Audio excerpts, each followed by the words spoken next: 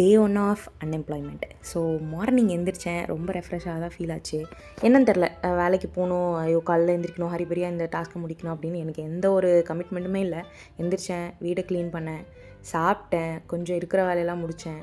அப்புறம் வந்து நேற்று போட்ட வீடியோக்கு வந்து எனக்கு ஒரு நல்ல ரெஸ்பாண்ட் இருந்தது. ஸோ அந்த ரெஸ்பாண்டை வந்து கொஞ்சம் நேரம் வந்து என்ஜாய் பண்ணிட்டு இருக்கிற வேலையெல்லாம் கொஞ்சம் கொஞ்சம் முடிச்சுட்டு அப்புறம் ஈவினிங் வந்து நான் வந்து எங்கள் அம்மா ரொம்ப நாளாக கால் பண்ணி வந்து ரேஷன் கடைக்கு வந்து பஞ்சு வச்சுட்டு போயிலனா குடும்ப அட்டையிலேருந்து நீக்கிடுவாங்க அப்படின்னு சொல்லிட்டாங்க. ஸோ அதனால் கிளம்பி நிற்கிறேன், செம்ம மழை. ஸோ கொஞ்ச நேரம் வெயிட் பண்ணேன்.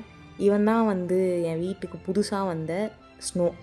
எனக்கு வேலை கிடைக்கும் போது வந்து ருக்கு கிடச்சா, வேலை போயிட்டுக்கப்புறம் ஸ்னோ வந்திருக்கான். இது என்ன சைனுன்றது தெரில, மேபி நல்ல சைனாக கூட இருக்கலாம். அன்ஃபார்ச்சுனேட்லி இவன் வந்து ஃபுல் ஒயிட்டாக அமைஞ்சிட்டான். ஸோ அது ஒரு பெரிய ஒரு இதுவாக இருந்தது. ஸோ ரொம்ப நாள் கழிச்சு வீட்டுக்கு போகிறேன்னா ரொம்ப ஒரு மாதிரி வியடாக தான் ஃபீல் ஆச்சு. வீட்டுக்கு போனோன்னே இதை சாப்பிடு அதை சாப்பிடு ஓ அப்படி இப்படி சொல்லிட்டு அப்புறம் கொஞ்ச நேரம் வந்து சிப்ளிங்ஸ் கூடலாம் வெளியில் போயிட்டு ஸ்ட்ரெயிட்டாக வீட்டுக்கு வந்துட்டேன். இந்த ருக்கு செம்ம பொசசிவ் என் மேலே, ஏனே தெரில. அப்புறம் கொஞ்ச நேரம் கழிச்சு ஷியாமலாவுக்கு வந்து வேக்சினேஷன் வந்து லாஸ்ட்டாக போடணும்னு சொல்லிட்டாங்க. ஸோ அதை கூப்பிட்டு போய் பார்த்தா கிளினிக் வந்து க்ளோஸ் ஆயிடுச்சு.